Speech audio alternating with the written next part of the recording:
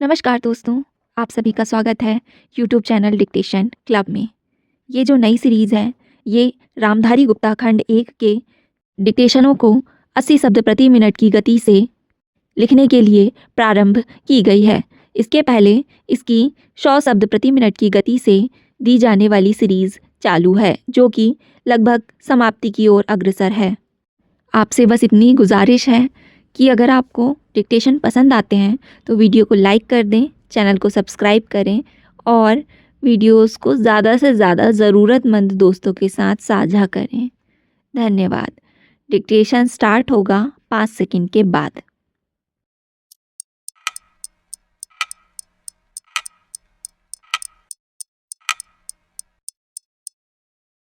महोदय, समाज कल्याण संस्थाओं का काम बहुत बड़े परिमाण में बढ़ा है।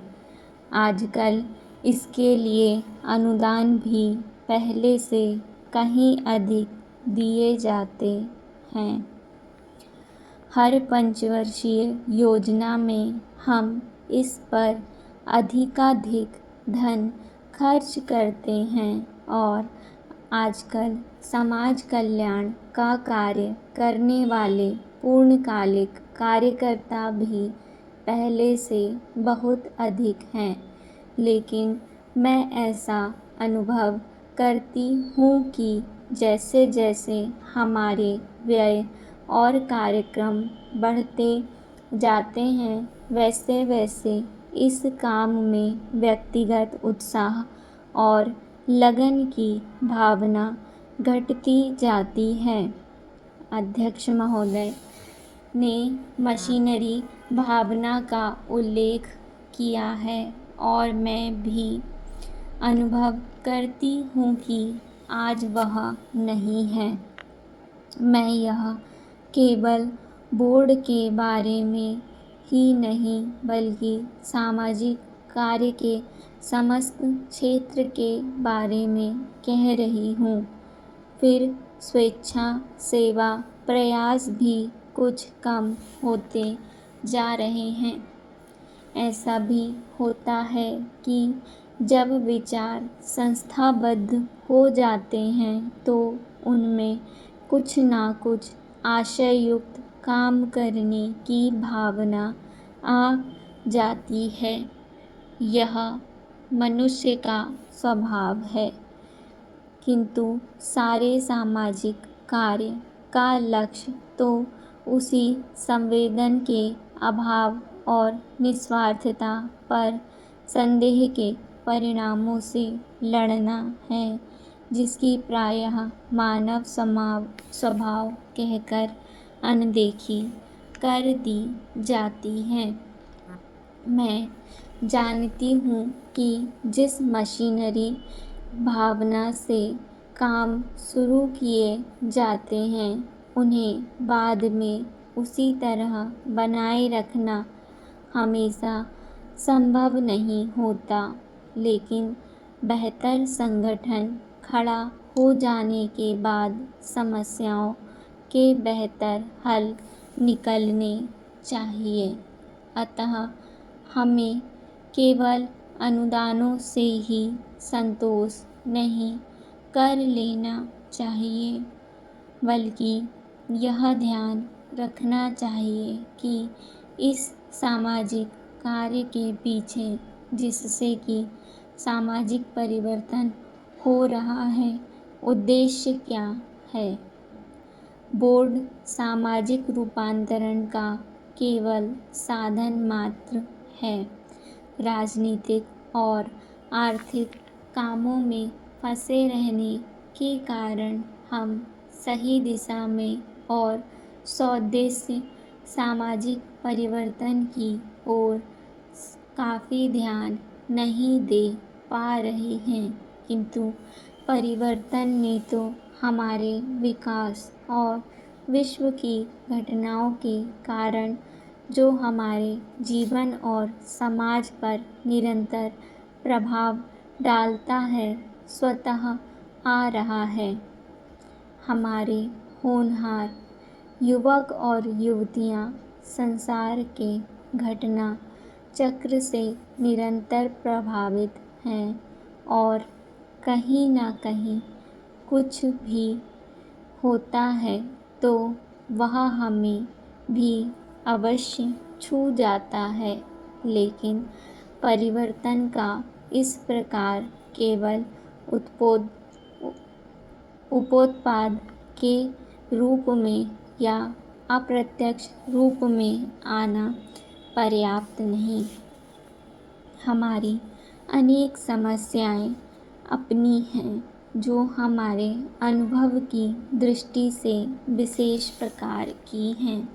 महोदय, एक उदाहरण है जो बोर्ड के सीधे कार्यक्षेत्र में नहीं आता, फिर भी वह है सामाजिक अपव्यय को रोकने का महत्व। विवाहों और भोजों आदि में जो धन का अपव्यय होता है वह घटने के बजाय बढ़ रहा है। विकास के जिन लोगों को लाभ पहुंचा चुका है वे दूसरों पर अपनी सफलता का रोब गांठना चाहते हैं। दहेज का विरोध, जो कुछ समय पहले काफ़ी ज्वलंत प्रश्न था, अब पीछे पड़ गया है। यद्यपि यह कुरीति आज भी उसी तरह जीवित है। अस्पृश्यता के बारे में आज कानून मौजूद हैं, लेकिन आज भी बहुत से स्थानों पर यह बुराई फैली हुई है। लोग इसे सरकार पर नहीं छोड़ सकते कि वही इसे हटाने के लिए कदम उठाए। इसके लिए तो उन्हें स्वयं कुछ ना कुछ करना होगा, विशेष रूप से समाज कल्याण के क्षेत्र में। केवल सरकारी कार्रवाई पर्याप्त नहीं हुआ करती। जनता और सरकार दोनों को मिलकर एक दूसरे का हाथ मजबूत करना चाहिए और पूरे अधिकतम सहयोग से काम करना चाहिए। अपने कार्यक्रमों को पूरा करने के अतिरिक्त समाज कल्याण संगठनों को भी अंधविश्वासों से लड़ने और लोगों में तर्कसंगत दृष्टिकोण अपनाने की ओर ध्यान देना चाहिए। समाजसेवी संस्थाएं दैनिक जीवन में मनोवैज्ञानिक चिंतन को लोकप्रिय बनाने के लिए बहुत कुछ कर सकती हैं।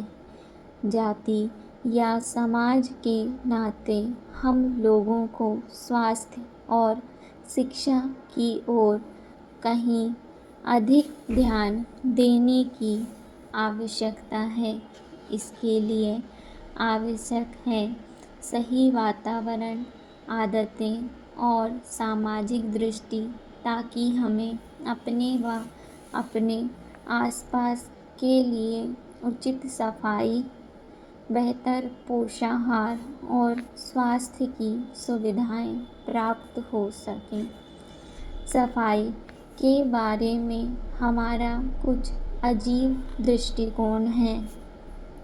हम अपने घर की तो सफाई करते हैं, पर कूड़ा करकट दरवाजे पर ही डाल देते हैं।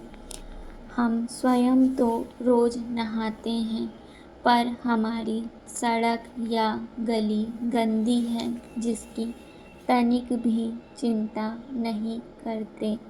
बड़े शहरों में और उन इलाकों में भी जहाँ पढ़े लिखे और खाते पीते लोग रहते हैं, कूड़ा करकट जमा रहता है और कोई इसकी परवाह नहीं करता। स्पष्ट रूप से यह स्त्रियों की संस्थाओं और समाज कल्याण संगठनों का काम है।